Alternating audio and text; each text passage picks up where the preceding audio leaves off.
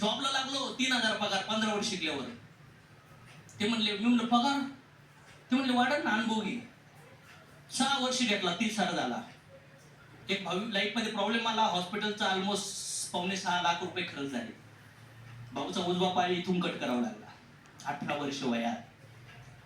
आणि तो म्हणत होता त्यावेळेस की मला जगायचं नाही, मला पॉइझनचे इंजेक्शन द्या.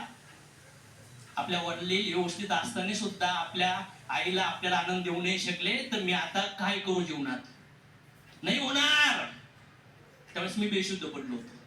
लग्न झालं होतं, 30,000 पगार होता, 5.5 लाख खर्च होतं. एक दिवस फार टेन्शन आलं, मार्ग सुचत नव्हता, वादळ सुटलं होतं डोक्यामध्ये. आत्महत्या करण्यासाठी रेल्वेच्या ब्रिजवर गेलो होतो. रेल्वे येणार 5 सेकंदात मला डिसिजन घ्यायचं होतं, पुढे जायचंय का मागे यायचे. पुन्हा एका लाईट चकटली माझ्या डोक्यामध्ये. पुन्हा रिटर्न आलो आणि म्हटलो की ज्या प्रॉब्लेमला घाबरून मी मरायला निघलोय ना, आज हजारो शेकडो लाखो करोड लोक या प्रॉब्लेम सगळं झुंजत असतील ना. मी रिटर्न का आलो माहितीये? मोठं व्हायसाठी नाही, कर्ज मिटायसाठी नाही, एक्स्ट्रा इन्कम साठी नाही. मी ह्या प्रॉब्लेमचं सोल्युशन शोधणारच. त्या गरिबीतून निघणार, हा पहिला टार्गेट.